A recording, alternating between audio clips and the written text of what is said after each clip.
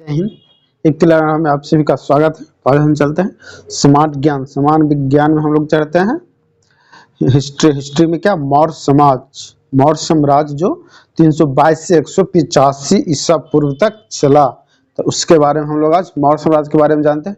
उससे पहले मगध साम्राज्य के बारे में जान लिए, और भी पीछे है जितना बौद्ध साम्राज्य, बौद्ध धर्म, जैन धर्म, वैष्णव धर्म, इसमें के बारे में पिछले वीडियो में जाने हैं, तो उस वीडियो को देखिएगा। उसके बाद आते हैं मौर्य साम्राज्य। मौर्य साम्राज्य में सबसे पहले हम जानते हैं मौर्य वंश की स्थापना किसने की। तो मौर्य वंश की स्थापना चंद्रगुप्त मौर्य ने की।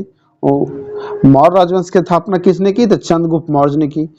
उसने चाणक्य, जिसको विष्णुगुप्त के नाम से जाना था, ने कौटिल्य ने क्या किया? मगध के नंद वंशीय शासक घनानंद को मारकर मौर्य वंश का शासन कायम किया। साहित्यिक स्रोत क्या है? अर्थशास्त्र में क्या लिखा गया? जो कौटिल्य का अर्थशास्त्र है उसमें मौर्य वंश के राज्य व्यवस्था की जानकारी मिलती है। उसमें 15 अधिकरणों को भी विभाजित किया गया था, जिसके बारे में जानकारी मिलती है।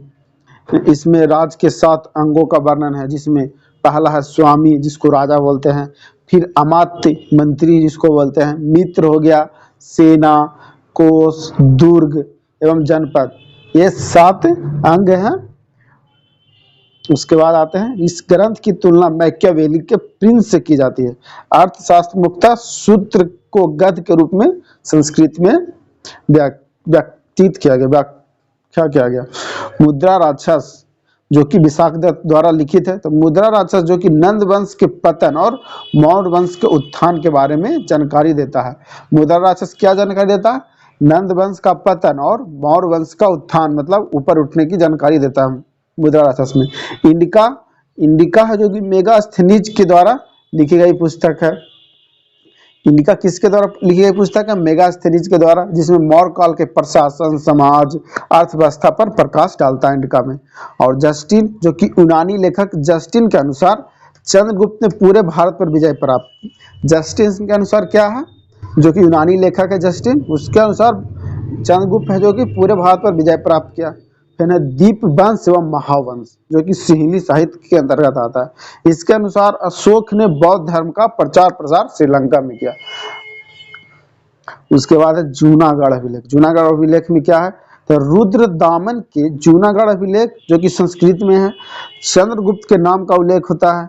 इसमें मौर्य काल में निर्मित सुदर्शन झील की भी जानकारी मिलती है। इस झील का निर्माण चंद्रगुप्त मौर्य के शासनकाल में पुष्यगुप्त वैश्य ने गुजरात के सौराष्ट्र प्रांत में सिंचाई व्यवस्था के लिए करवाया था। उसके बाद आते हैं अशोक के अभिलेख। तो अशोक के इतिहास की जानकारी उनके अभिलेखों से मिलती है।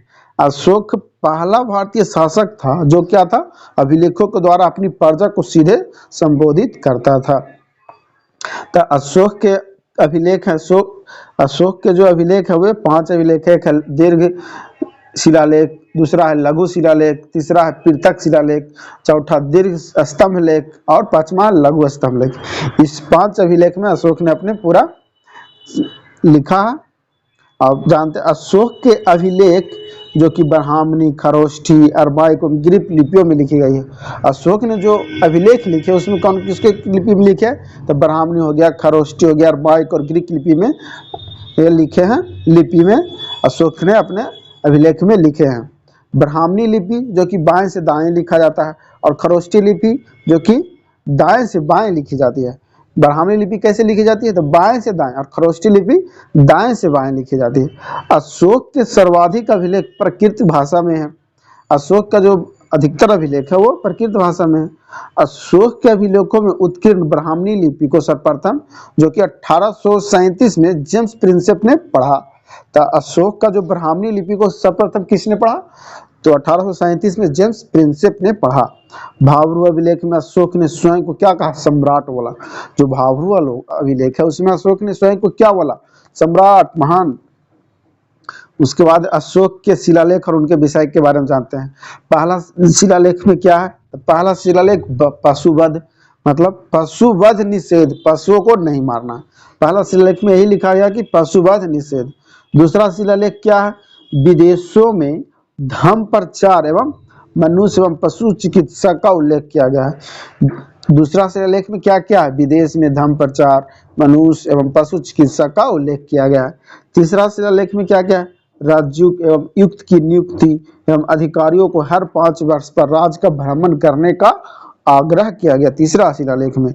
चौथा शिलालेख धम्म घोष का भेरी घोष के स्थान पर प्रतिपादन किया गया।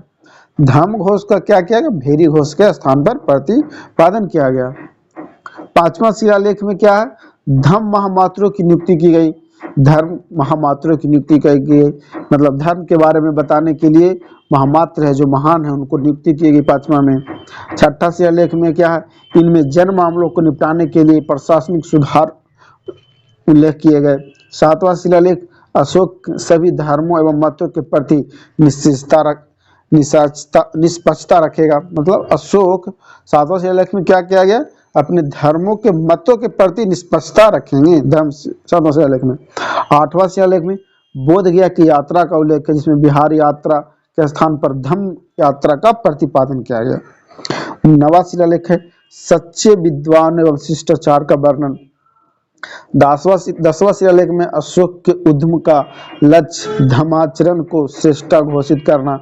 और 11वां शिलालेख में धर्म के तत्वों का प्रकाशन। 12वां शिलालेख में धार्मिक सहिष्णुता पर जोर। 12वां शिलालेख क्या है? धार्मिक सहिष्णुता पर जोर। और 13वां शिलालेख जो कि लास्ट है, कलिंग युद्ध के बाद धर्म विजय की घोषणा की गई और विदेशों में धर्म प्रचार के लिए 5 विदेशी राज्य की चर्चा का उल्लेख किया गया है 13वां शिलालेख में। 14वां शिलालेख में क्या है? पहले 13 शिलालेखों का पूर्णावलोकन और अशोक के साम्राज्य के महाल के विजेता की संज्ञा दी गई।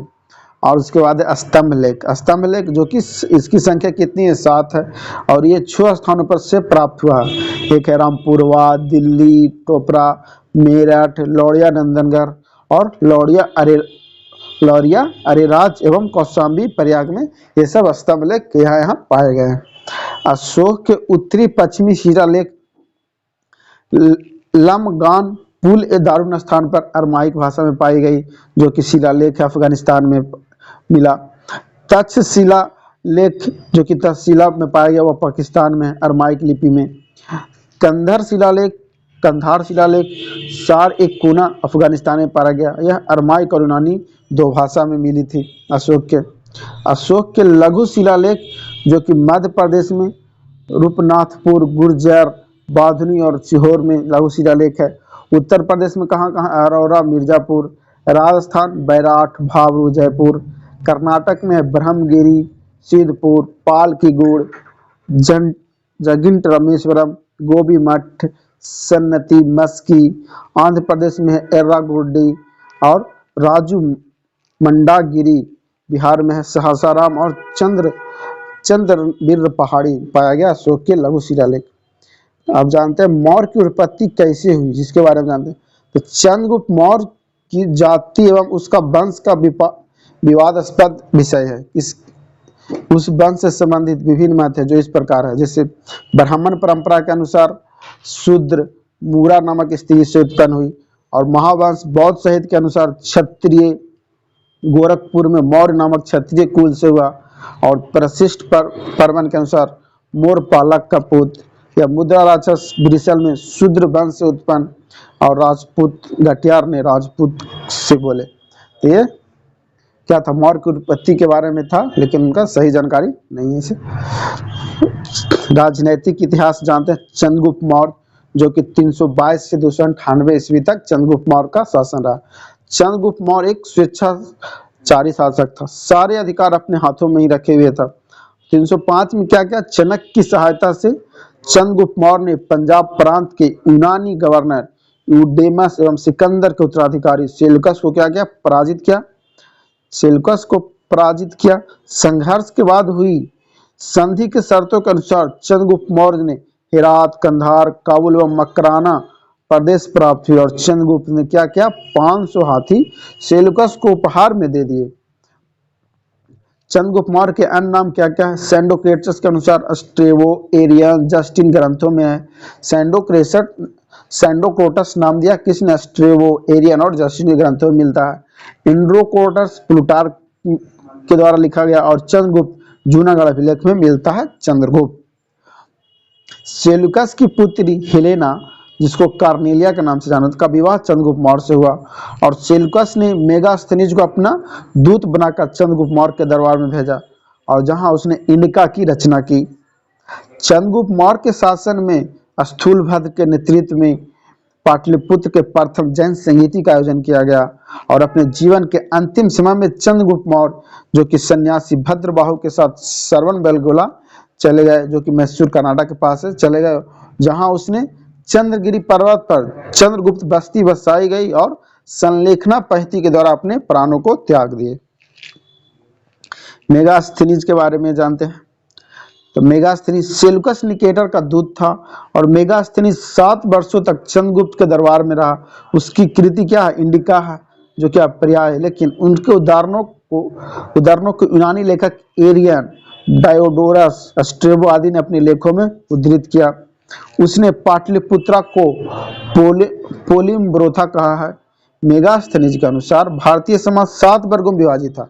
एक था कृषक, शिकारी, मंत्री, दार्शनिक, निरीक्षक, व्यापारी एवं योद्धा। ये था 7 वर्ग में बांटा मेगास्थनीज के अनुसार।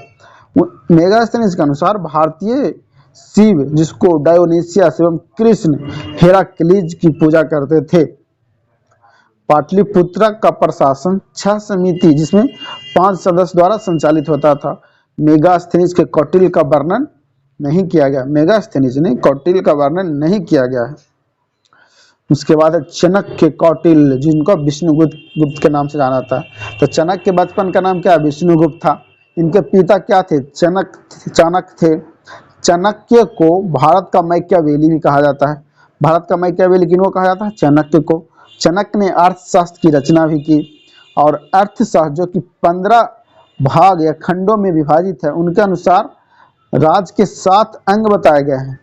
7 अंग कौन कौन है? राजा, जिसको स्वामी बोलता है, अमात्य, मंत्री, मित्र हो गया, सेना, कोष, दुर्ग एवं जनपद, ये सब 7 अंग हैं। उसमें विभाजित किया गया अर्थशास्त्र के अनुसार राज को चलाने के लिए। डॉक्टर श्याम शास्त्री ने सर्वप्रथम 1909 में इसे प्रकाशित करवाया। पुराणों में चंद्रगुप्त का श्रेष्ठ ब्राह्मण द्विजर्ष कहा गया है। कौटिल्य के अनुसार राजा धर्म प्रवर्तक अर्थात सामाजिक व्यवस्था का संचालक होता था। कौटिल्य ने युद्ध के मामले में नैतिकता को गौण माना। कौटिल्य ने युद्ध के मामले में क्या क्या? नैतिकता को गौण माना। उसके बाद आप जानते हैं चंद्रगुप्त मौर्य का हो गया। अब बिंदुसार के बारे में जानते हैं, जो 298 से 273 ईसा पूर्व के बीच शासन किए। चंद्रगुप्त मौर्य 322 से 298 और उसके बाद 298 से 273 ईसा के बीच बिंदुसार शासन किए। तो चंद्रगुप्त मौर्य की मृत्यु के बाद उसका पुत्र बिंदुसार गद्दी पर बैठा। बिंदुसार को अमित्रघात के नाम से प्रसिद्ध है, जिसका अर्थ है शत्रुओं का नाश करने वाला। अमित्रघात का अर्थ क्या है? शत्रुओं का नाश करने वाला। बिंदुसार के भी कुछ अन्य नाम है। भद्रसार वायु पुराण के अनुसार, अमित्र चेटक यूनानी लेखक के अनुसार, सिंहसेन जैन ग्रंथ के अनुसार, अलिट्रोकेडस स्ट्रेबो के अनुसार और बिंदुपाल चीनी विवरण के अनुसार मिलता है बिंदुसार के कुछ अन्य नाम। वह अजीवक संप्रदाय का अनुयायी था। बिंदुसार अजीवक संप्रदाय का अनुयायी था। दिव्य वदान के अनुसार बिंदुसार के शासन काल में तक्षशिला में 2 विद्रोह हुए, जिसे शांत करने के लिए अशोक और सुसीम को भेजा गया है। तक्षशिला में 2 विद्रोह हुआ, उसको शांत करने के लिए अशोक और सुसीम को बिंदुसार ने भेजा। स्ट्रेबो के अनुसार बिंदुसार के दरबार में सीरिया शासक एंटियोकस सीरेटर ने डायमेकस को अपना राजदूत भेजा, जिससे मेगास्थनीज का उत्तराधिकारी माना। मेगास्थनीज का उत्तराधिकारी किसको माना? डायमेकस को। उसके बाद है टॉलमी द्वितीय ने डायनोसियस को अपना दूत बनाकर बिंदुसार के दरबार में भेजा। एथीनियस के अनुसार बिंदुसार ने एंटियोकस वंश से मदिरा, सूखे अंजीर एवं एक दार्शनिक भेजने का अनुरोध किया। किससे? एथीनियस के अनुसार बिंदुसार ने एंटियोकस से क्या क्या मांगा? मदिरा, सूखे अंजीर एवं एक दार्शनिक भेजने का अनुरोध किया। आरंभ में चाणक्य बिंदुसार का क्या था? प्रधानमंत्री था, लेकिन पर कुछ दिन बाद खल्लाटक प्रधानमंत्री बना। तिब्बती लामा तारानाथ ने बिंदुसार को 16 राज्यों का विजेता कहा है। उसके बाद आते हैं अशोक, जो कि 273 से 232 ईस्वी के बीच अशोक रहा। अशोक के नाम क्या है पुराण के अनुसार? अशोक वर्धन। गिरनार अभिलेख अशोक के मौर्य बोलता है। भावरू शिलालेख के अनुसार प्रियदर्शी, लौंज मगध, मास्की मध्य प्रदेश, गुर्जरात, नेट्टूरम, उदगेलम कर्नाटक अभिलेख में अशोक का नाम मिलता है। बिंदुसार की मृत्यु के बाद उसका पुत्र अशोक शासक बना, जो मौर्य राजाओं में सबसे महान शासक हुआ। अशोक 273 ईस्वी में गद्दी पर बैठा, किंतु उसका राज्याभिषेक 4 वर्षों बाद 269 ईसा पूर्व में हो सका। अशोक की माता का नाम सुभद्रांगी, जो कि चंपा के एक ब्राह्मण की पुत्री थी। शासक बनने से पहले अशोक तक्षशिला एवं अवंती का गवर्नर रह चुका था, और शासक बनने से पहले वह उज्जैन का भी गवर्नर था। अंध संधिमित्रा एवं कारुबाकी अशोक की पत्नियां थीं। अशोक के अभिलेखों में कारुबाकी एवं उसके पुत्र तिबर कारुबाकी से उत्पन्न का उल्लेख मिलता है। बौद्ध ग्रंथ दिव्यावदान के अनुसार पद्मावती अशोक की एक अन्य पत्नी थी, और नाग देवी अशोक की एक अन्य पत्नी थी, जिससे उसका पुत्र पुत्री महेंद्र एवं संघमित्रा था, जिसको श्रीलंका भेजा धर्म यात्रा के लिए, बौद्ध धर्म को प्रचार करने के लिए। अशोक के अभिलेखों में उसे देवानम प्रिय, देवताओं का प्रिय या प्रियदर्शी कहा गया, अशोक के अभिलेख में कहा गया। कलहन की राज तरंगिणी के अनुसार अशोक श्रीनगर की स्थापना किए। कलहन के द्वारा जो राज तरंगिणी लिखा गया, उसके अनुसार अशोक ने श्रीनगर की स्थापना की। कलिंग युद्ध के बारे में जानते हैं, तो अशोक के 13वें शिलालेख के अनुसार राज्याभिषेक के 8 वर्ष बाद अर्थात 261 ईसा पूर्व में देवों के प्रियदर्शी राजा अर्थात अशोक ने कलिंग पर विजय प्राप्त की। यह शिलालेख कलिंग के राजा के विषय में मौन है। खारवेल के हाथी गुफा अभिलेख के अनुसार नंदराज इस समय कलिंग का शासक था। खारवेल के जो हाथी गुफा अभिलेख है, उसके अनुसार क्या है? नंदराज इस समय का कलिंग का शासक था। इस युद्ध के बाद अशोक को गहरी व्यथा एवं पश्चाताप हुआ, और उसने दूसरे राज्यों से युद्ध करने की नीति त्याग कर सांस्कृतिक विजय पाने की नीति अपनाई। और दूसरे शब्दों में अशोक ने भेरी घोष के बदले धम घोष को अपनाया। युद्ध के पश्चात अशोक निग्रोध अशोक के चचेरे भाई सुमन का पुत्र के प्रवचन सुनकर बौद्ध धर्म की ओर आकर्षित हुआ, और उपगुप्त ने अशोक को बौद्ध दर्शन में दीक्षित किया। अशोक बौद्ध धर्म की स्थावीर शाखा के अनुयायी था। अशोक का धम्म, अशोक ने धम्म का प्रतिपादन किया। यह धार्मिक शिक्षाएं न होकर सामाजिक एवं नैतिक नियमों का दस्तावेज है। अशोक ने श्रीलंका एवं मध्य एशिया में बौद्ध धर्म का प्रचार प्रसार बड़े रूप में किया। श्रीलंका में उसने अपने पुत्र महेंद्र एवं पुत्री संघमित्रा को प्रचार के लिए भेजा। 5वें बृहत शिलालेख के अनुसार उसमें धम्म प्रचार के लिए धम्म महामात्रों की नियुक्ति की गई। अशोक ने बौद्ध धर्म के तीर्थ स्थलों की यात्रा धम्म यात्रा की शुरुआत की। एक उपासक के रूप में अशोक 10वें वर्ष में बोध गया, 12वें वर्ष में निगाली सागर एवं 20वें वर्ष में लुम्बिनी गया। अशोक ने आजीविकों के रहने के लिए बराबर की पहाड़ियां एवं गुफाओं का निर्माण करवाया। अशोक के शासनकाल में तृतीय बौद्ध संगीति का आयोजन पाटलिपुत्रा में हुआ। यूरोपीय लेखक अशोक की तुलना रोमन सम्राट कंस्टेंटाइन से करते हैं। उसके बाद आते हैं अशोक के बाद दशरथ जो कि सम्राट अशोक का पौत्र था। दशरथ के शासनकाल में गया बिहार में स्थित नागा अर्जुन पहाड़ी एवं आजीविकों के निवास के लिए 3 गुफाएं बनाई गई। दशरथ ने भी अशोक के भांति देवानम पीरिय की उपाधि ग्रहण की। उसके बाद अंतिम मौर्य शासक वृद्धरथ। अंतिम मौर्य शासक कौन था? वृद्धरथ था। इसकी हत्या ब्राह्मण मौर्य सेनापति पुष्यमित्र शुंग ने कर दी, और नंद वंश एवं शुंग वंश का स्थापना, नए वंश जो शुंग वंश का स्थापना कर दिया। किसने? पुष्यमित्र शुंग ने वृद्धरथ को हत्या करके। उसके बाद आते हैं मौर्य प्रशासन के बारे में जानते हैं थोड़ा बहुत। तो सबसे पहले राजनीतिक व्यवस्था जानते हैं। मौर्य प्रशासन में राजनीतिक व्यवस्था कैसी थी मौर्य के समय में?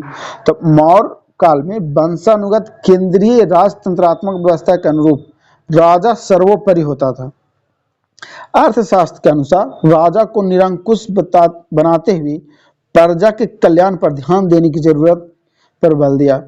अर्थशास्त्र में सप्तांग सिद्धांत के अंतर्गत राजा, अमात्य, जनपद, दुर्ग, कोष, सेना एवं मित्र शामिल थे। शीर्ष अधिकारी तीर्थ या महामात्र कहलाते थे। अर्थशास्त्र के अनुसार इनकी संख्या 18 थी और इन्हें 48,000 पन वेतन के रूप में मिलते थे। पन मतलब 3/4 तोले के बराबर चांदी का सिक्का उस समय मिलता था। तीर्थ या महामात्र मंत्री, पुरोहित, सेनापति, युवराज, द्वारिक, अंतर्वैदिक, समाहर्ता, सन्निधाता, प्रशस्ता, प्रदेशिष्ट, पौर, व्यवहारिक, नायक, कर्मांतिक, मंत्री परिषद, दंडपालक, दुर्गपालक व अंतपाल, ये सब तीर्थ और महामात्र थे। शासन चलाने के लिए मंत्री परिषद का होना जरूरी था, जो कि शासक को सलाह देने में सक्षम थे।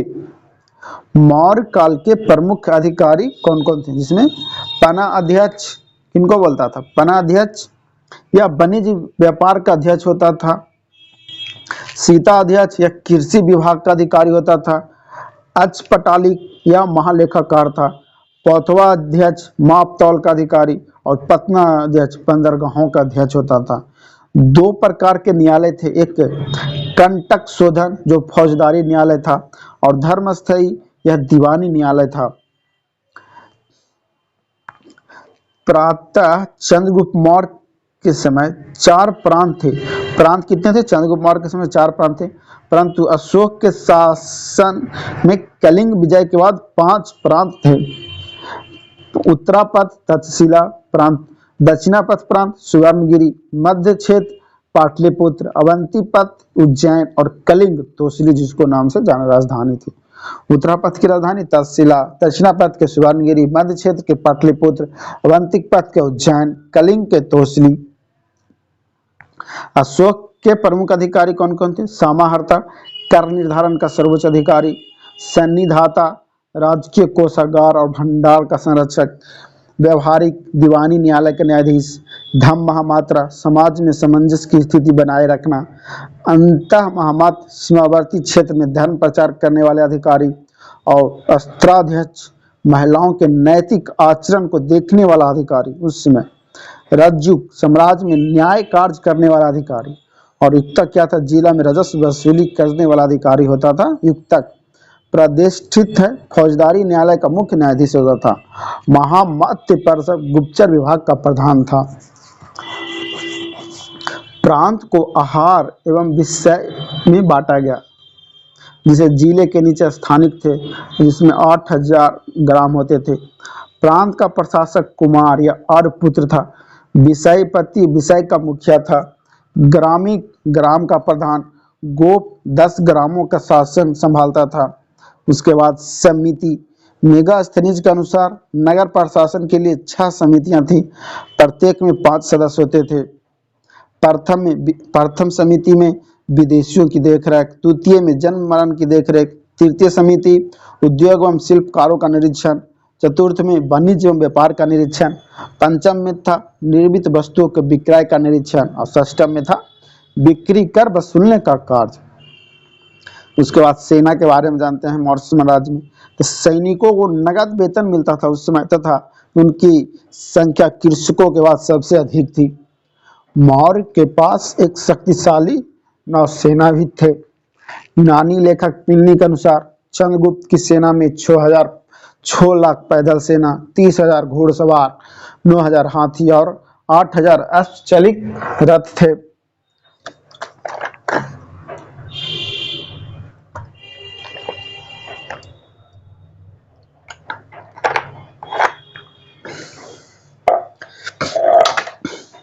मेगास्थनीज के अनुसार सैनिक प्रशासन के लिए 30 अधिकारियों का एक परिषद था, जो 5-5 सदस्यों की 6 समिति में विभक्त थी।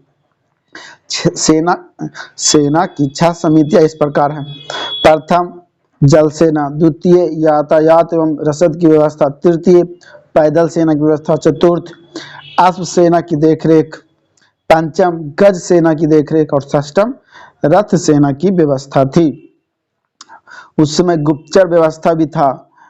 गुप्तचर व्यवस्था में मात्र प्रसव या गुप्तचर विभाग का प्रधान था। गूढ़ पुरुष, अर्थशास्त्र में गुप्तचर को गूढ़ पुरुष कहा जाता है। संस्था, एक जगह स्थिर होकर गुप्तचरी करने वाले संस्था कहा जाता था। संचर, घूम घूम कर गुप्तचरी करने वालों को संचरा कहा जाता था। सामाजिक जीवन उस समय कैसी थी मौर्य काल में? तो मौर्य काल में वर्ण व्यवस्था सुदृढ़ हो चुकी थी। इसका आधार जन्म था। दासों को कृषि के कार्य में लगाया जाता था। अर्थशास्त्र के अनुसार ब्राह्मण को सबसे अधिक सम्मान प्राप्त था। कौटिल्य के अनुसार 15 वर्ण संकर जाति थी जो अनुलोम एवं प्रतिलोम विवाह के फलस्वरूप उत्पन्न हुए थे। वर्ण संकर जातियों के शूद्र के समान माना जाता था। अनुलोम विवाह, इसमें पुरुष उच्च वर्ग एवं महिला निम्न वर्ग का होता था। और प्रतिलोम विवाह, पुरुष निम्न वर्ग का एवं कन्या उच्च वर्ग की होती थी। और नियोग प्रथा, स्त्री का अपने देवर के साथ रहना नियोग प्रथा था उसमें। मेगास्थनीज ने समाज की 7 वर्गों में बांटा, जिसमें दार्शनिक, शिल्पी, योद्धा, किसान, अहीर, निरीक्षक एवं सभासद थे। उस समय स्त्रियों की दशा कैसी थी उसके बारे में थोड़ा जानकारी।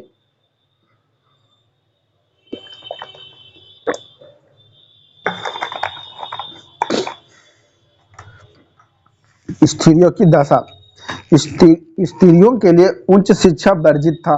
उन्हें सम्राट के अंग निरीक्षक नियुक्त किया जाता था। समाज में नियोग प्रथा का प्रचलन था। अनिष्कासनी, वह स्त्री जो घर के बाहर नहीं निकलती थी वह अनिष्कासनी। गणिका, वेश्या को कहा जाता था। रूपजीवा, स्वतंत्र रूप से वेश्यावृत्ति अपनाने वाली महिला रूपजीवा। आर्थिक स्थिति कैसी थी मौर्य काल में? तो मौर्य काल में राज्य आर्थिक रूप से समृद्ध एवं मजबूत था। अर्थव्यवस्था कृषि, पशुपालन, व्यापार, वाणिज्य पर आधारित था। उसमें भी अर्थशास्त्र के अनुसार राज्य में 26 अध्यक्ष नियुक्त थे, जिनका प्रमुख कार्य राज्य के आर्थिक गतिविधियों का नियमन करता था। राज कृषकों की भलाई के लिए सिंचाई और जल वितरण की व्यवस्था करता था। तो जिसमें पुष्यगुप्त ने इसी उद्देश्य की पूर्ति के लिए गिरनार सुदर्शन झील का निर्माण किया। निष्क्रिय सुवर्ण, सोने के सिक्के उस समय थे। कारसारपन, चांदी के सिक्के थे। धारण सिक्के हुए चांदी के, कारसारपन या धारण। काकनी, तांबे के छोटे सिक्के। लक्षणाध्यक्ष, सिक्के को जारी करने वाला अधिकारी लक्षणाध्यक्ष कहलाता था। अदेव मातृकता, अर्थशास्त्र में अच्छी मिट्टी को अदेव मातृकता कहा गया है। अर्थशास्त्र के अनुसार 2 प्रकार की भूमि थी। पहला राजकीय स्वामित्व की भूमि, दूसरा निजी स्वामित्व की भूमि। भूमि कर उस समय 1/4 से 1/6 लिया जाता था। भूमि कर कितना लिया जाता था? 1/4 से 1/6 भूमि लिया जाता था। और सिंचाई कर 1/3 से 1/5 के बीच सिंचाई कर लिया जाता था। भू राजस्व एवं सिंचाई कर कुल उपज का 1/2 भाग था। भू राजस्व एवं सिंचाई कर कुल उपज का कितना था? 1/2 भाग था। कृषि की आय पर राज्य द्वारा लिया जाने वाला कर था। वस्त्र निर्माण एवं प्रमुख उद्योग था, जिसका अधिकारी सूत्राध्यक्ष कहलाता था। स्थल मार्ग की अपेक्षा जल मार्ग को अधिक प्रोत्साहन दिया जाता था। उत्तरा पथ एवं प्रमुख राजमार्ग था।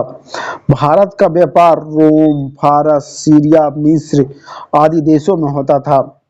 पूर्वी तट पर ताम्रलिपि, पश्चिमी तट पर सोपारा एवं भड़ौच भूगुच्छा प्रमुख बंदरगाह थे। श्रेणी, उद्योग की संस्थाएं श्रेणी कहलाती थी। बिक्री कर के रूप में मूल्य का 10वां भाग लिया जाता था। इसे बचाने वालों को मृत्यु दंड दिया जाता था। ब्याज को रूपिका एवं परीक्षण कहा जाता था। ललित कला और वास्तुकला, कला और वास्तु शिल्प में मौर्यों का योगदान महत्वपूर्ण था। अशोक ने कई नगरों की स्थापना की, जिसमें श्रीनगर कश्मीर, ललित पाटन नेपाल प्रमुख थे। राजा प्रसाद, चंद्रगुप्त मौर्य का राजा प्रसाद महल लकड़ी का बना था। और कुम्हरार पटना में 80 स्तंभ वाले राजा प्रसाद के अवशेष मिले। दीदारगंज पटना के निकट से प्राप्त यक्षिणी की मूर्ति और मूर्ति कला का उत्कृष्ट उदाहरण भी मिलता है। गुफा में अशोक ने बराबर की पहाड़ी जो गया के निकट है को काटकर भिक्षुओं के लिए बनाया गया था। सुदामा की गुफा बनाई। अशोक के पौत्र दशरथ ने लोम ऋषि बराबर की समूह के सबसे प्रसिद्ध गुफा एवं नागा अर्जुन गुफाओं का निर्माण करवाया था। अशोक के स्तंभ एकाश्मय है, अर्थात एक ही पत्थर से तराश कर बनाए गए हैं। इसका निर्माण में चुनार के बलुओं को पत्थर का उपयोग हुआ है। इन पॉलिशदार स्तंभों को केवल शीर्ष भाग को जोड़ा गया, जिनमें सिंह एवं सांड के विलक्षण वास्तुशिल्प के प्रमाण मिले हैं। सारनाथ के स्तंभ का सिंह उत्कृष्ट स्तंभ शीर्षों में से एक है। इन स्तंभों का निर्माण धर्म के प्रचार के लिए किया गया था। लौड़िया नंदनगढ़ का अशोक स्तंभ एवं रामपुरवा वृषभ शीर्ष भी वास्तुशिल्प के उत्कृष्ट उदाहरण मिले हैं। स्तूपों का सर्वप्रथम उल्लेख ऋग्वेद में मिलता है। स्तूपों का निर्माण ईंटों से किया गया था। सांची का स्तूप विदिशा मध्य प्रदेश, भरूच का सतना मध्य प्रदेश, सारनाथ स्थित धर्मराज का स्तूप का निर्माण अशोक ने करवाया। मौर्य काल के कुछ विशिष्ट तथ्य क्या हैं? मौर्य वंश का राजकीय चिन्ह क्या था? म्यूर। पाली, मौर्य वंश में आम जनता की भाषा पाली थी। तक्षशिला, मौर्य काल में उच्च शिक्षा का प्रसिद्ध केंद्र था तक्षशिला। मोगलीपुर तिस ने कथा वस्तु की रचना की थी। नंद वंश के विनाश में चंद्रगुप्त ने कश्मीर के राजा प्रवर्तक से सहायता प्राप्त की थी। अशोक ने तक्षशिला में विद्रोह के दमन के लिए कुणाल को भेजा था और अशोक के समय बुद्ध की मूर्ति पूजा का उल्लेख नहीं मिलता है। वीडियो अच्छी लगी तो लाइक करें, चैनल को सब्सक्राइब करना न भूलें और वीडियो को अपने दोस्तों को भी शेयर करें।